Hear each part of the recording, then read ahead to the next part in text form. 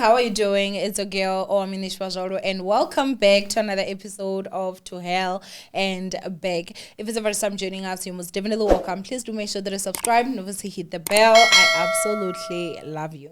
Now, my ninjas, if you'd like to come be part of our show, there are numbers here. There's a banner. Please send a WhatsApp message and my PA will sort you out. If you don't have WhatsApp, you can shoot an email, but I prefer you guys using that WhatsApp. Now, today we've got a very special story, and we are here in studio with the gorgeous Portia. How are you? I'm good. How are you? I'm fine, thanks. You look very beautiful. I love your lipstick. Thank you. Pink girl. It's very, very, very beautiful. And surprisingly, I'm not a girly girl, so yeah. But you have got pink. Mm-hmm. So maybe you are. No. That was very quick. Welcome to the show. Are you nervous? Nervous. Emotional. Took a lot of guts to come here. Took a lot of convincing from some of my friends to come and share my story, and hopefully this will raise awareness and maybe somehow I can also get justice for myself through this interview and sharing my story. Maybe there are people out there who went through what I went through, or some who are going through what I went through. Yeah. Okay. Wow. I want us to just start off by, you introducing yourself to the ninjas so that we can get into the story. So please just share a bit with us. Who is Portia? Where did you grow up? What can you tell us about yourself? Okay, Portia is a daughter, she's a sister, she's a cousin, she's an aunt. I'm 37 years old. I'm my mother's firstborn. I was born in Limpopo. I grew up in Mugubiani. I stayed in Mabopani, then later on moved to Johannesburg, where I finished my studies and started working in Johannesburg as well. Okay. So I used to be a very bubbly person, a sporty person. I used to play soccer. I used to do marathons. Anything that has to do with sports, that was me. Anything adrenaline, that was me. Right now, I'm just existing. Is it? Okay. I think let's get into your story, because I can see emotions in your eyes, and for me, it's a switch, because since you came here, we were talking, we're laughing, and the moment we started, I could see, and I think maybe that's because you know that you're about to talk about it. But please just share your story with us. Okay. So in 2018, I started working for Cell C. And I remember we were under contract under an agency at that time. And 3 months into the company, I actually requested a meeting with my agency as well as the bosses from the company, like my management in the call center, where I actually basically undressed myself.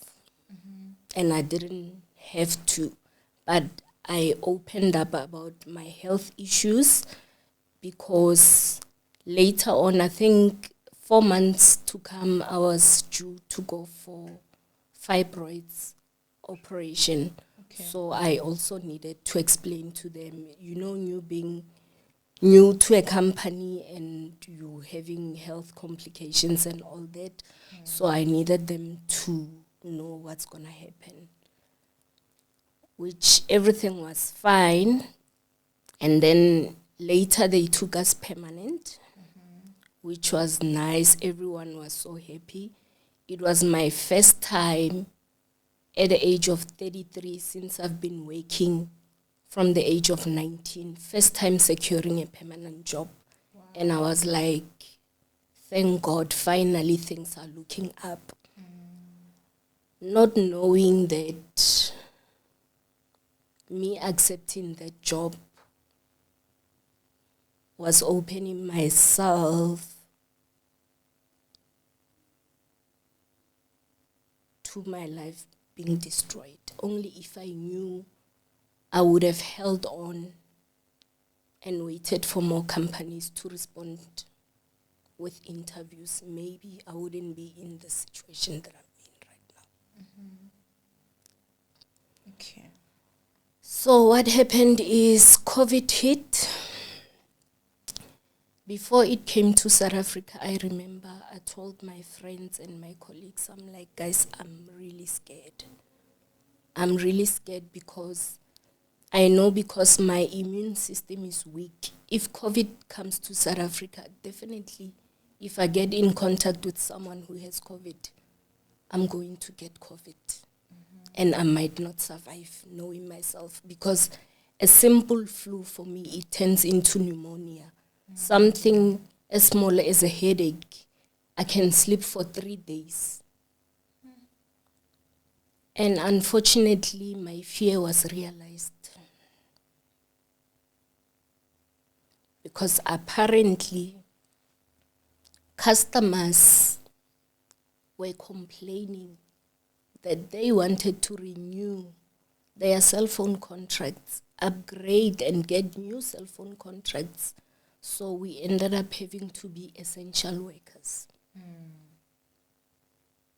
It's all well, but I feel that Cell C could have done more to protect its staff, like other cell phone networks did, by giving their staff equipments to work from home.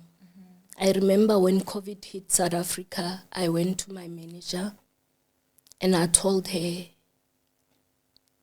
can you please talk to management to let me work from home, because you know that my immune system is weak. And if I get COVID, I'm scared that I might not even survive. She told me she's going to talk to management. A week went. My colleagues kept on telling me, go and push her, go and push her. I went to her again. No, I'm still talking to management. How? But they are just across the room. Why is it taking so long? And then when I went to her for the third time, she told me that unfortunately the company doesn't have insurance for us to take equipment and work from home. I'm like, but it's surprising that you guys are able to take laptops home. How can a big company, the number one cell phone company, doesn't have such insurance? While other cell phone companies, their staff are working from home. You guys are exposing us to this COVID. So I guess they didn't take it serious. I remember when the first, second, and third case came, when we heard about the cases, when we asked management, they told us it was suspected. They were not actually positive, which was a lie. And those people, we were working in close contact with them. We were in the same call center. And unfortunately, I became the 6th person in the whole company to contract COVID. I remember on the 5th of June, I sent her a WhatsApp. I'm like, you know, I think I've got COVID symptoms. And I didn't understand how, because I would not go to the shops. I would not even go to the garage and fill petrol in my car. I would actually ask my fiancé to do it for me. That's how scared I was. I didn't want to expose myself. I wouldn't go anywhere. The only time I left the house, it's me going to work and coming back from work. So she sent me a link. It was a life link because we had medical aid. So you needed to feel your symptoms and they will tell you if you need to panic and go and test or not. So I put in my symptoms. They actually came back with the results saying symptom positive. Please go to your nearest hospital and check. So I went to Velhavel Hospital because I was staying in Veltevreden Park. I remember when I got there, I tested. The test, it was so painful. I felt like that whole thing went and poked my brain. I was in so much pain after the test. It was a Friday, I remember. And Saturday morning, my fiancé went out to the mall. I was catching up on some series and I received an SMS. It was around 9 o'clock in the morning. I will never forget that, and I still have that SMS even today. It said, "Dear Miss Portia Kwadi, your COVID results are positive." Owamie, my heart sank. I was so scared. I couldn't believe it. Because I would wear a mask, I would wear gloves. I will make sure that when I come back from work, I discard off my clothes until I wash them. That's how we took it serious. Even in the house, they knew you only go to the mall to buy bread because by the garage, the bread is finished. You don't go and buy anything unless if we need to buy grocery. That's the only time. And I'm glad that they respected that because they understood my fear. I remember I switched off my phone. I switched it back on. I went back to the SMS. The message was still the same.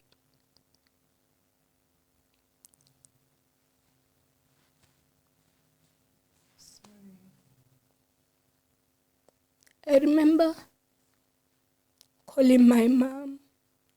And I told them, "Mom, I'm dying. I'm dying. I tested positive for COVID. I'm going to die." And I could hear that she felt helpless. She tried to convince me that you're not going to die. You're not going to die. You've been so sick in your life and God has always pulled you through. You'll beat this as well. I mean, I almost have 20 operations. 20 operations. Can I ask, Ne, what operations are those? Like, just some that you can remember. Therefore, what? I remember the first operation. I was 14 years old. It was a hernia. They removed the hernia, and I removed my gallbladder. I had inguinal hernia on my hand twice.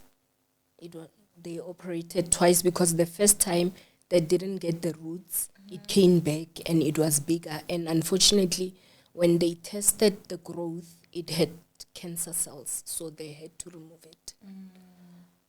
So I had multiple fibroids operations, endometriosis operation, cyst operation, cervical cancer operation. So it's just a whole lot. Yeah. Hence why you were so scared because I you was knew so that scared. your immune system is definitely not strong. I mean, when you say that, yeah, it makes even more sense why you were scared the way that you were scared. The company you were working for, did they know about your previous operations and the struggles that you had? Yes. That's why I called that meeting 3 months into the company, so that they can know. because I will sometimes go to the toilet at work. I'll faint. If they see an ambulance at work, they know it's coming to fetch me. I've been admitted so many times while working for the company, so they were well aware. Well aware. So at this time when you tested positive for COVID, this is in the year 2020, Yeah. the prime of it. Do you remember the month? June. So I remember we went into lockdown, was it March? Yeah. So, and then April, May, June, you tested positive. It was still a very, very scary. We were all scared. I mean, I also could not go out of the house or anything. So, for someone that already knows that they are compromised, I do get your fear. And I would like to just say your fear was definitely valid, you know? Yeah. Because I remember when they told us, after we went on hard lockdown, when they told us that we must come into work, we like, but we are not essential workers. And they sent us this permit that had a false position. And I remember telling my manager on our group that I will definitely stop without being stopped. I will definitely stop by those soldiers and tell them that this permit is a lie. We're not doing this. And they stopped us. They're like, no, let us work on to something. We'll get back to you guys. We stayed for 2 weeks. And they gave us another permit. Fine, we decided to go to work. So I remember on the 10th of June, like I hate the month of June. When it hits June, like I get palpitations, I get anxiety, I get depression because it reminds me of that year. On the 10th of June, my fiance went to the mall to get some of the stuff that were shot in the house. And I remember asking him, I'm not feeling well, please don't go today. You'll go tomorrow. I'm not feeling well. Not knowing, I almost lost my life that day. I couldn't breathe. My body was in pain. I remember opening the windows, trying to get air into my lungs. That time I'm crawling in the house trying to pack a hospital bag because I knew if I go to the hospital, I'm definitely going to be admitted. I was trying to call an ambulance. They were not answering. I called my fiance. He was not answering. I called my aunt. She was not answering. I tried to call Kastenhof Hospital. They were not answering. I tried Kastenhof again. Luckily, somehow, by the grace of God, my call got connected to a doctor's cell phone who was trying to call the hospital to get a bed for his patient. And she could hear that I was panicking, and she asked me what's going on. I explained to her what I was experiencing and then that I tested positive. She's like, why don't you go to the nearest hospital because you are from Veldefred? And I'm like, I trust Kastenhof with all my life. I would rather drive there. And she was like, no problem. Give me your medical aid number. Give me your details, your name, your ID number. I will let them know they will wait for you with an oxygen tank when you arrive. So when my fiance came back, he found me laying on the floor. I was struggling to breathe. He took me into the car. We drove to the hospital. The faster he drove, I felt like I'm losing more breath. The slower he goes, I felt like I'm losing breath. So eventually when we got to the hospital, immediately they separated us. And I'm like, this is the last time I see my fiance. On the 29th of May, I was with my mom and my siblings. That was the last time I saw them because I know now I'm going to die and I'm ready. They hooked me up on the oxygen. They administered medication. Eventually, I was on oxygen 24/7. I remember when they transferred me to ICU, I was like, now this is it. That time, I didn't want to talk to anyone on WhatsApp. I didn't want to answer anyone's phone. Just picking up the phone, I was losing so much strength. I was just always sleeping. The nurses will have to come in and help me bath. That's how weak I was. The sad part is my company didn't even report my case to the health and safety department because I looked for the numbers and they gave me this other guy's number. I started talking to him on WhatsApp. He's like, I was not even aware of your case. And you're saying you've been in hospital for 3 weeks. And I'm like, yes.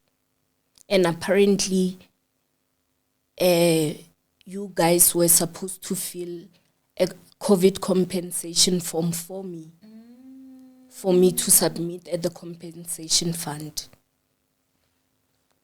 I didn't follow up on the form because, I just wanted to focus on me getting better. I remember telling my doctor, can you please remove me from ICU? All these people that I'm seeing, they're sick. They're so sick. And I feel like me seeing them, it's making me feel worse. Yeah. And the things that they do to you in the ICU, those things are painful. Taking blood gas twice a day, they go basically through your bone to get your blood gas to see how much oxygen is in your blood. And it was so painful. I was so bruised. And there's this thing they used to do in your behind, something twice a day. So I was going through the most at that time. I'm like, no, dude, I'm in so much pain. This is actually, and luckily after 3 days, asking my doctor to move me to the ward, he did that, So I went home. I was discharged after a long time in hospital. I tested negative. How long did it take for you to test negative? I think it was 3 weeks. Okay. I remember when I saw those results, I was so happy, but I was still not feeling fine. Because 3 days after going home, I was back to the hospital. I was struggling to breathe. They admitted me again for another week. They discharged me. When they admitted you for another week, did they find that you were still testing positive? Or no, I was negative, and they couldn't understand why I'm still sick. And your fiancé, did he ever test positive? No. He was with you. Okay.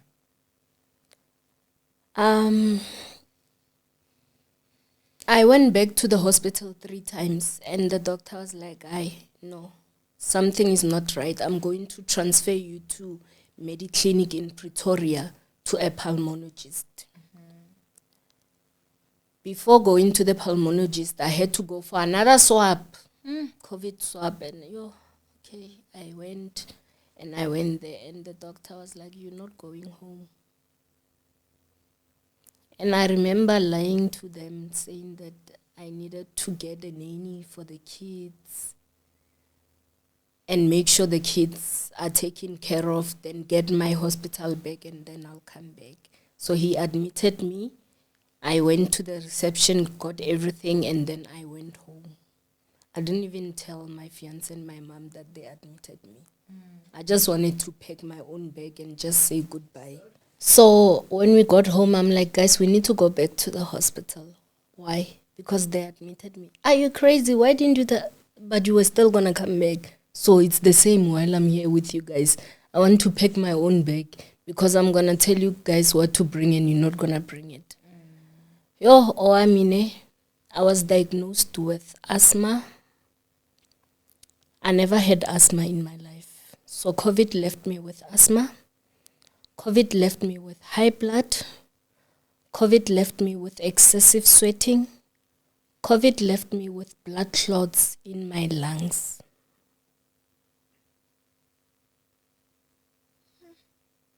And it left me with almost 15 allergies.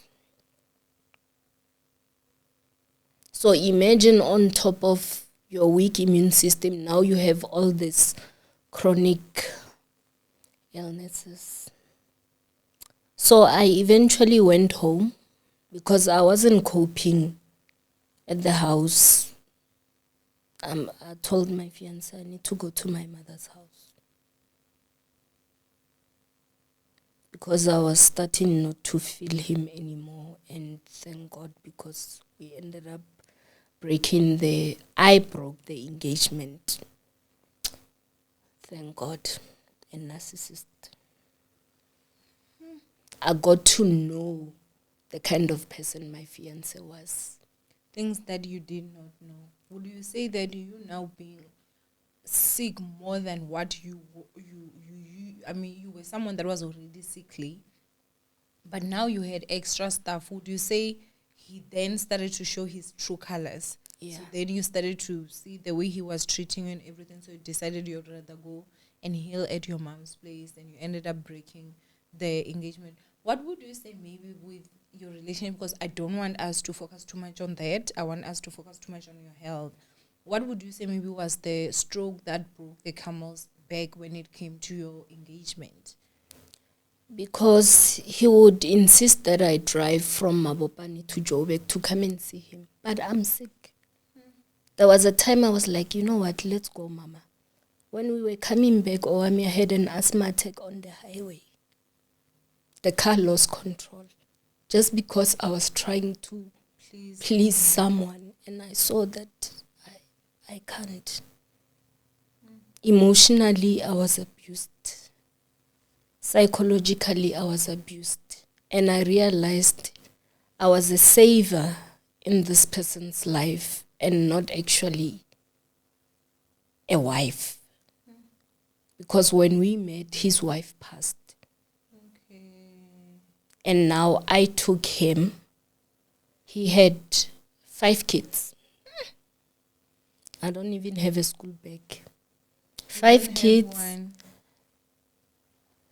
One passed away. The little girl, God rest her soul. And the other 2 were staying with their parents, so we were staying with the other 2. The small one, who I raised from diapers until he didn't wear diapers anymore. So I saw that now he can see he's not benefiting anything from me. So I think things got worse when I told him that, dude, I was retrenched. And you know, the funny thing is,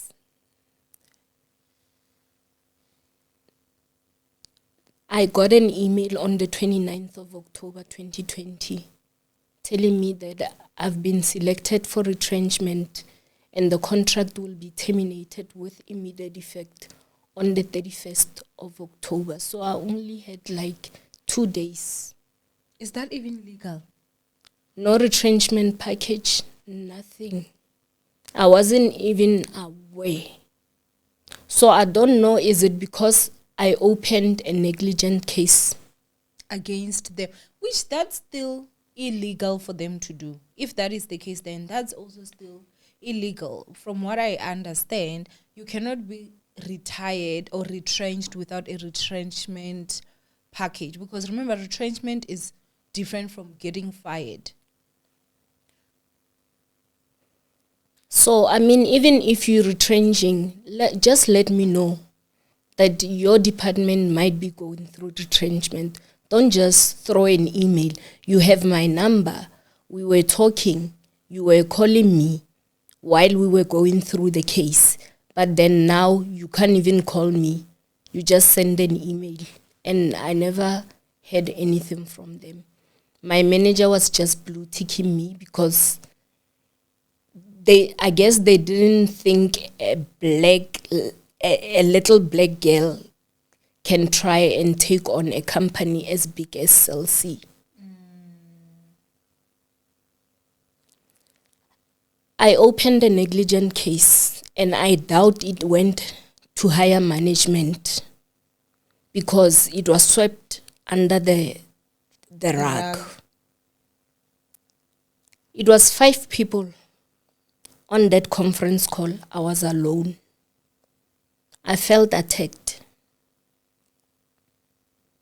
And after 3 conference calls, one of the managers was like, well, based on everything, I don't see any negligence that the company did.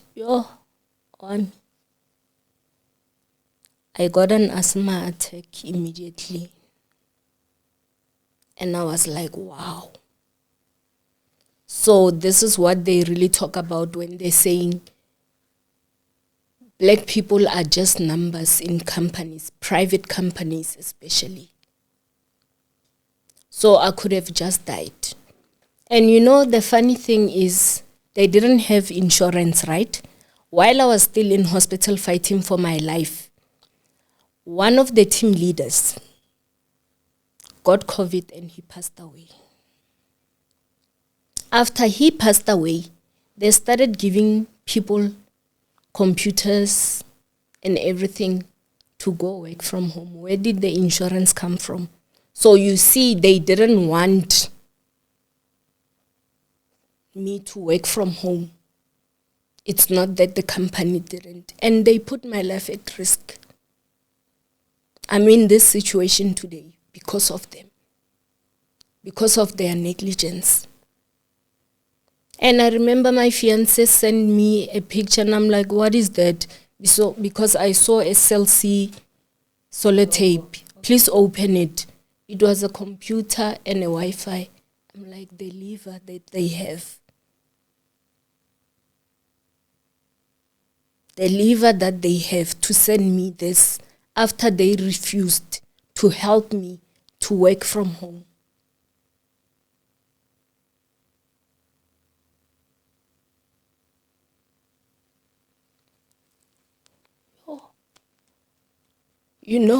When you open yourself up to someone,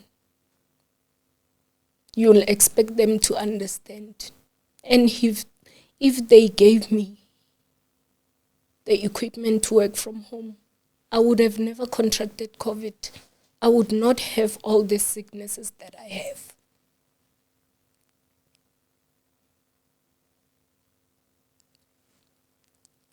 So my aunt from Limpopo got me lawyers. And I remember they charged me 5,000 per session. Yeah, they're very expensive. And the lady was like, we understand you don't have money. You have a car that you have to pay for. You have a medical aid that you have to pay for. So your UIF is not going to be enough. So we're going to try and get into an agreement. We will help you with your case. My aunt is a prosecutor, mind you, and she told me, you've got a very strong case.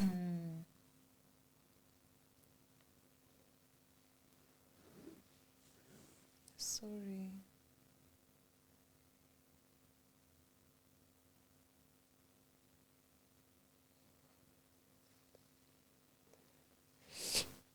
The lawyers told me that they were going to help me with my case. When I win, they will only take 25% of whatever compensation. I was like, wow, thank God. 2 months talking to them, they just kept quiet. I don't know when they went to file at court. Did Celsi have something to do with it? Was a brown envelope involved? Was money that important for someone to drop my case after you gave me hope that you're going to help me? After I got hope that I'll get justice for myself and for many other people.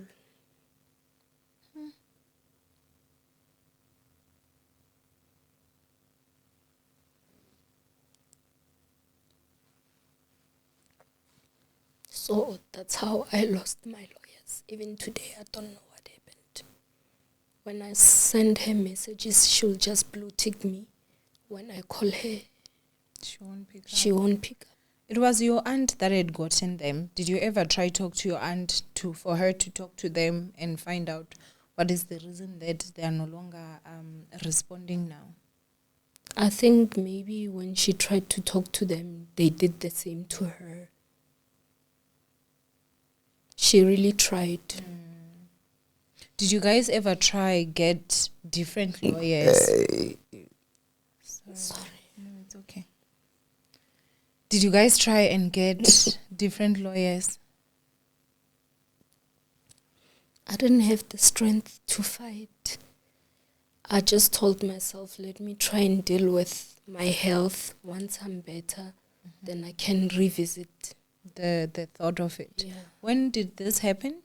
In 2020. It happened in 2020. So the time that you tried to get a open a case, the time with the lawyers, was that still in 2020? Yeah.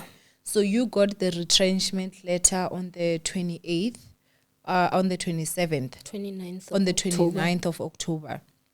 And they were saying that it's effective from the 31st. Yeah. So it was 2 days of October. Yeah. So then you tried with the lawyers. When was it? November, December?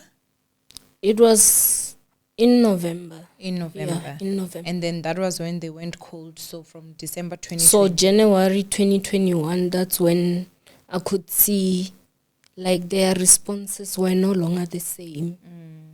Because when I asked them, where is the contract where I'm going to sign, so that once I win, I don't go back on my word and say, but I never agreed to the 25%. Or if they want to now take more, obviously, like you guys need to have. Because they told me they were going to give me that so that we have that on record. Yeah. So that's when they went quiet.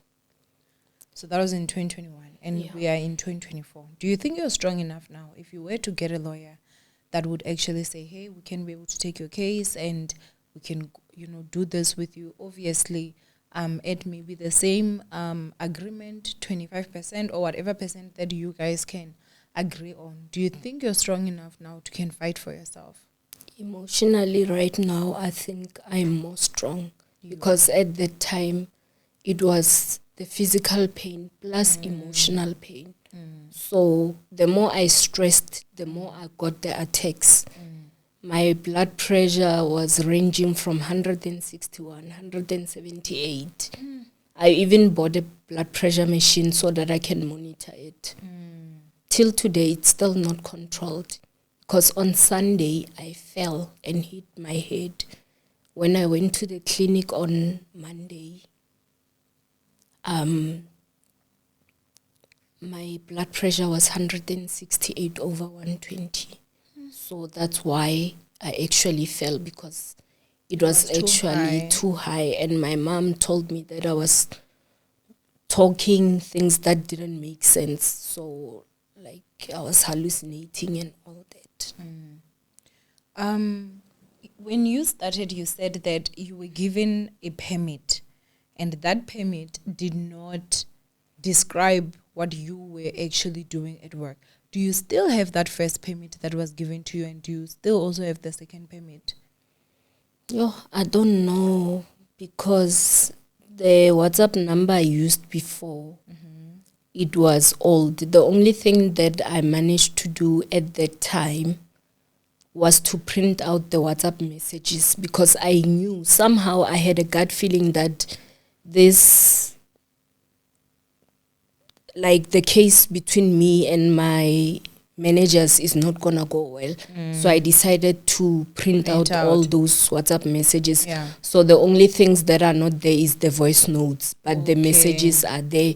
Even my team leader admitting there that when on the 5th, when I told her I've got symptoms of COVID, she was like, no, Portia, go to the hospital because you know your immune system is weak. So and I'm like, so now you know that my immune system is weak. Wow, how rich of you. So you also mentioned that your case was not reported. No. With the health and safety, it was not. So you had to report your own case to Yeah. them.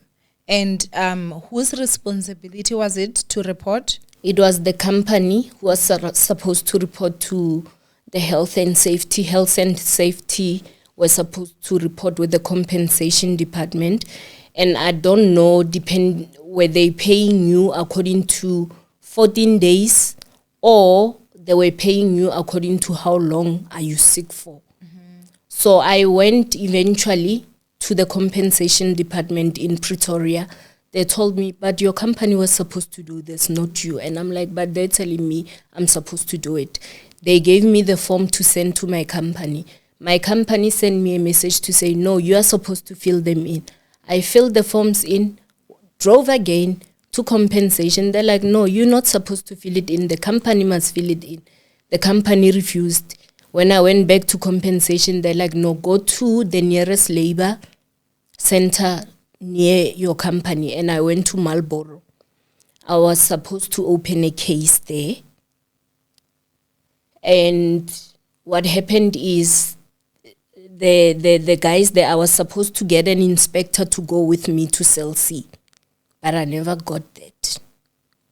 The guys there tried to call the HR lady. She never picked up. They sent her emails. She never responded. Because they're like, no, if they see an email from us, they will probably fill in the form and you can go and claim your money. Even today, I haven't claimed my money. I don't know who can even assist me. I don't even know if I still qualify to still claim that money from that time. When you got retrenched, do you know how many other people got retrenched with you? There was quite a lot of people in our department, but certain people were moved to other departments. Did they give you a reason as to why you could not be one of those that were moved? No, we were not told that there are people. We got to find out because they were still working for Celsi. Okay. So obviously, because they were the favorites, we were like, oh, okay. Yeah. Okay, so, you mentioned a lot of stuff to say that with COVID, this is what it has left you with. Can you please just describe life for us, like life for you right now? How has having COVID and having all this other sicknesses that it left you with, how has that impacted your life? It has impacted my life very negatively because I'm even battling to find a job.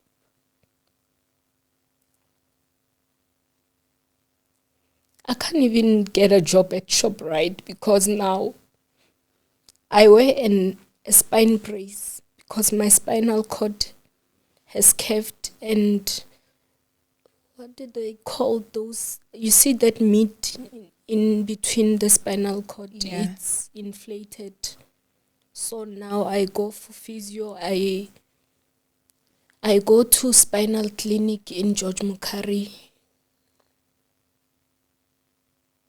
I even can't go to all my clinics because I'm supposed to go to neurology. I'm supposed to go to MOPD. And because I can't afford to pay for my file all the time I go to the hospital, now I'm focusing on my spine. When you go to the hospital, how much do you pay for your file? Firstly, I take a taxi. It's like 42 rand. Mm-hmm. And now the prices went up. A file now, it's 90 rand. So having to go to 5 clinics, you have 5 different appointments in 1 month. So all those 90 rands. For per file.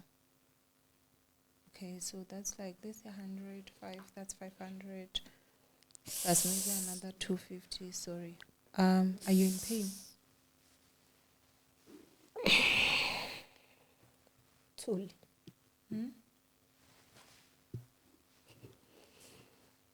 What is it? Okay. Stop.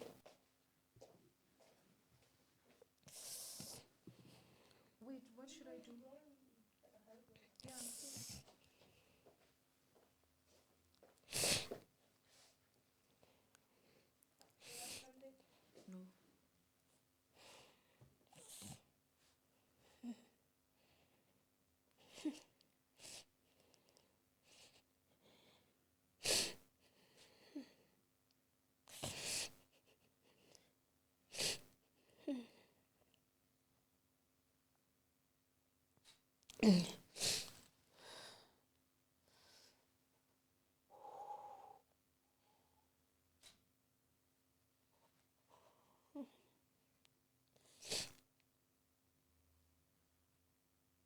No.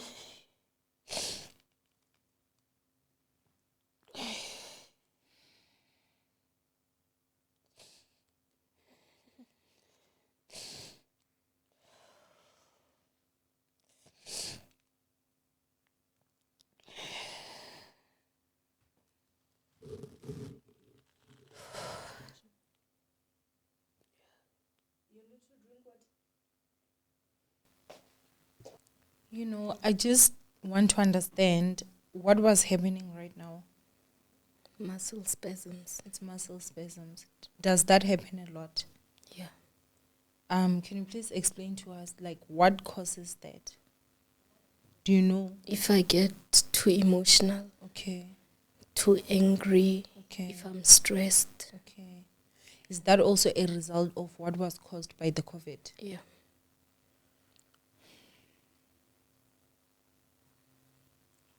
So you were saying that this has also made it difficult for you to get a job. Yeah. And you were never compensated, and you never got a retirement package. You never got the COVID fund, or because you did get this whilst you were working. The compensation you never got. Yeah. So how are you then able to sustain yourself?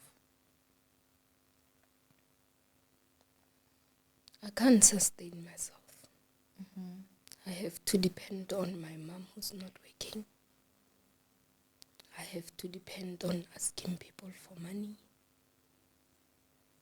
Sometimes if I can't get money from home to go to the hospital, a friend of mine, which I'm grateful for, will help me out. Even coming here today, she gave me some petrol money.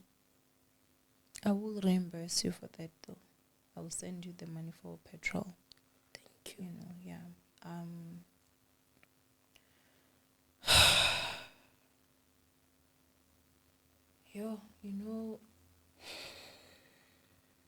There's so much injustice in this world. I am going to ask Ninjas, if you have a law firm and you would like to help Portia out, please, we're going to have a banner somewhere here, or even in the beginning of the video, somewhere in between the video, there will be email address and WhatsApp numbers. If you're a lawyer, you've got a law firm and you'd like to help her, please do send that email, and I will be able to connect you guys, and you can definitely help her when it comes to this. I'm just so sorry that you're going through all this. I'm really, really just so sorry that you're going through all this, because this is, I don't even know what to say. I feel like I'm cursed somehow, because even the people that I thought were my friends disappeared. How long have you not been working? Since 2020, and I've been trying to apply. So obviously I can apply at your Pick and Pay, your Clicks, where I'm going to be standing because of my spinal issue. But I do have experience in call center. I'm an experienced administrator. I'm an experienced quality analyst. Do you have your CV? I have my CV on my phone. On your phone. Okay, you will send me. So in editing, we'll put your CV so that, people can be able to see if someone also has a job that will be able to accommodate you as well. Then, they can definitely contact you. So I will have your CV on the screen. Yeah.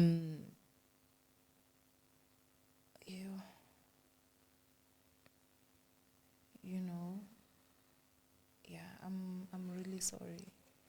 So it's very difficult. Like, my mom lost so much weight. You can see anytime I'm not feeling well, she's hurting.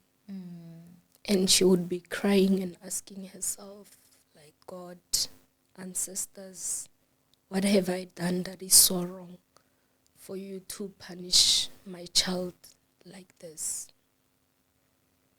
Because even the people that I thought loved me, I got to know, no, they loved me because they benefited something from me.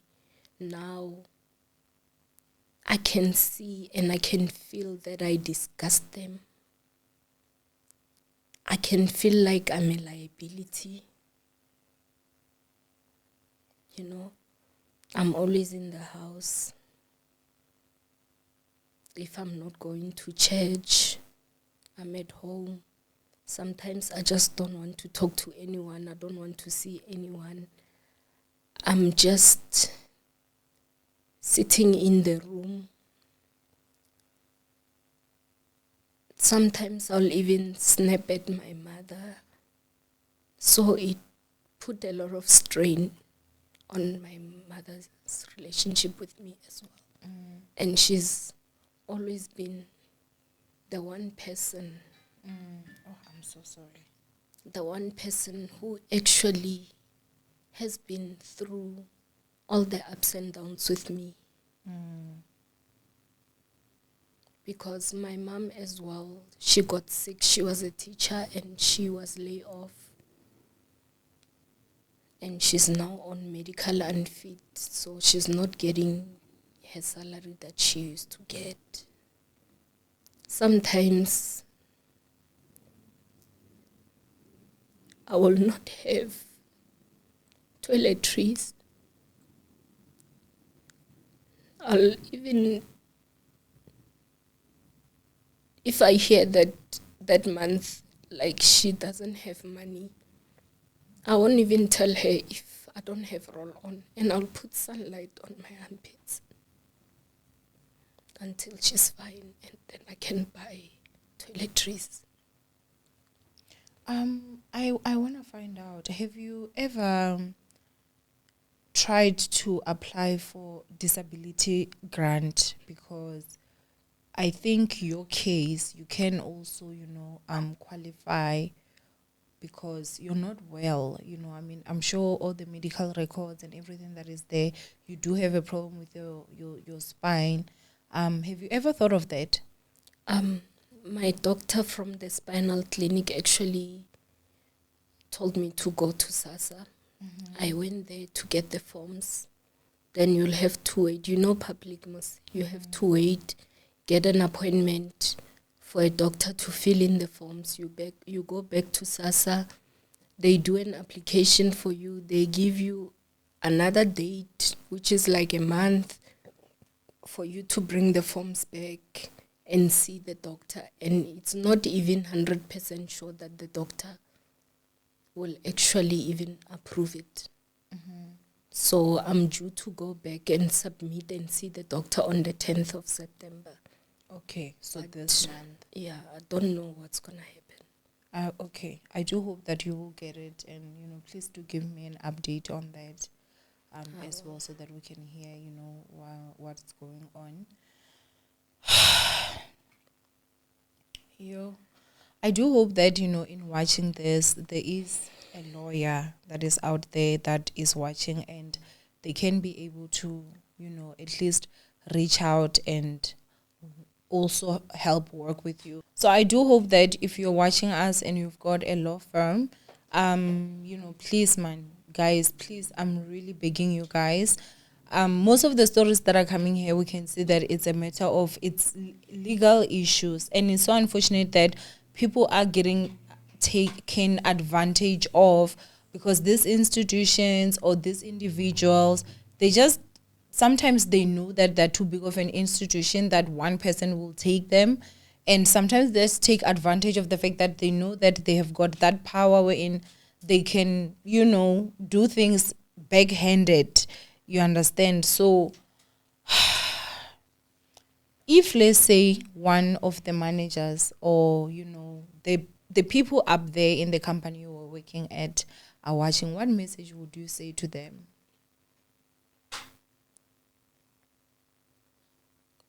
The message that I have for them is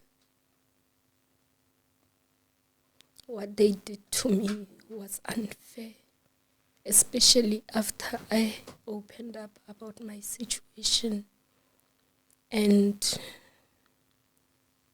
I was just taken like a furniture. I didn't matter. So which means if I died, they were just going to take the 10 rands that my colleagues were going to contribute and give to my mother and say, we are sorry. While they could have had a chance to protect me, yet they neglected me. And to my team leader and those 4 other guys, I wish nothing good for them for what they did to me. I wish they suffer the same fate that I did. I know it's wrong to curse someone, but I'm hurt. I'm broken because of them.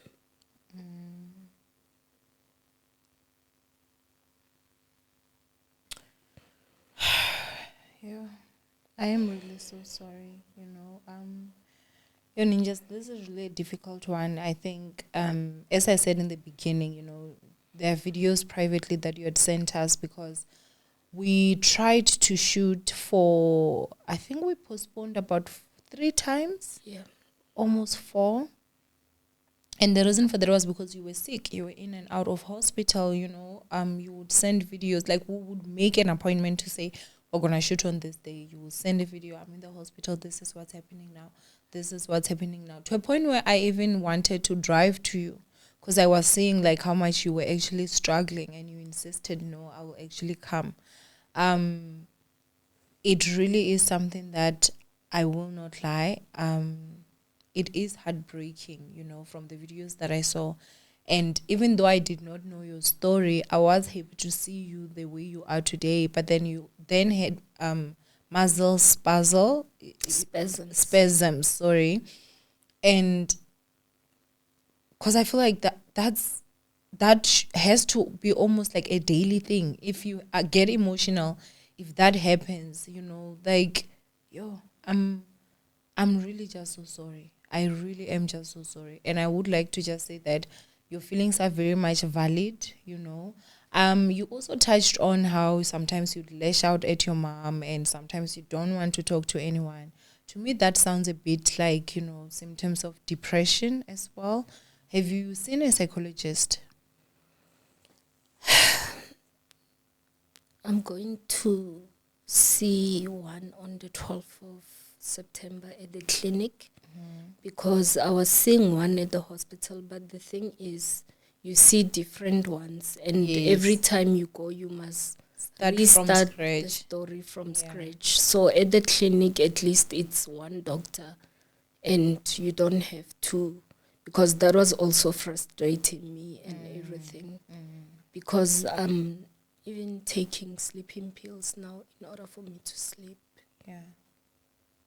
Sometimes I'll be sitting on the bed and I'll just have a blackout and faint because of the spasms. Or I'll be sitting on the sofa, we're talking, and then I'll just be quiet. And then you just slept. I'm like, I wasn't sleeping. So I also have epilepsy, but I realized when I asked the doctor last week, why am I taking Epilim? And she's like, it's for epilepsy, because I told her, but I don't have epilepsy because I don't get fits or get foam. And she explained the different types of epilepsy and everything. Yeah. Well, I'm glad that at least you're going to be taking care of your mental health, né? Yeah. And, man, yeah. I do wish, yeah, you wanted to say? Before I finish, I don't think it will be fair for me not to say this. To Keneilwe Mokoto, a sister that God gave to me since 2012 when we met at Vodacom, when we were working at Vodacom. She became the big sister that I never had. She actually even gave me she borrowed me 13,000 to pay for my car when they wanted to repossess it. Wow. And sometimes I even feel guilty. I'm even scared to talk to her because I thought by now I would have paid her back. And to Kiabetsui, she's one of the sweetest people. She's also like a sister to me, you know, because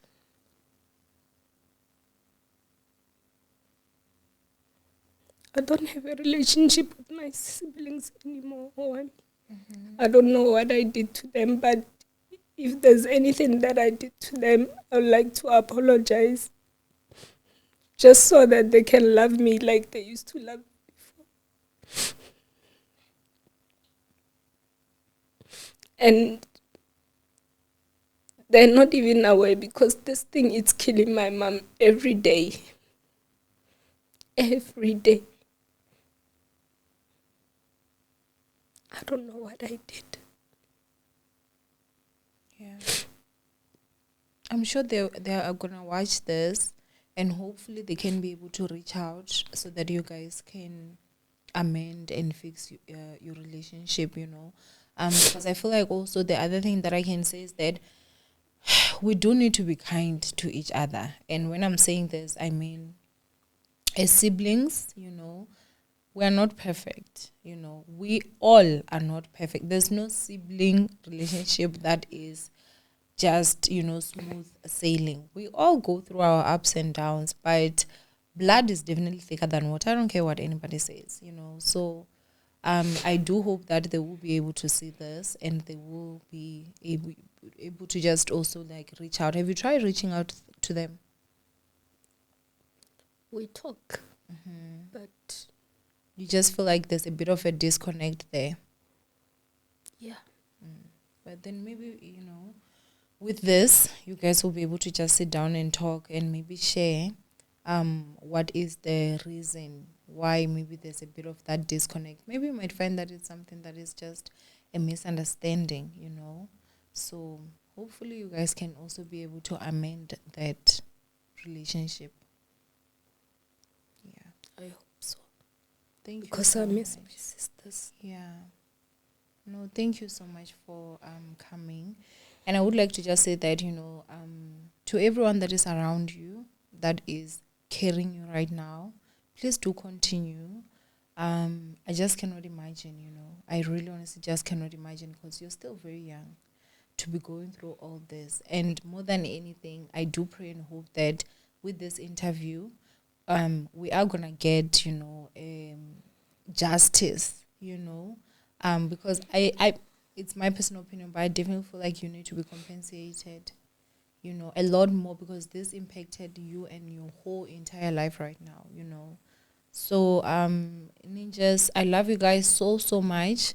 Thank you guys for watching us today. Yeah, this was definitely a very heavy one. And yeah, thank you for joining us, ne? Thank you. I will see you guys in our next upload. Bye.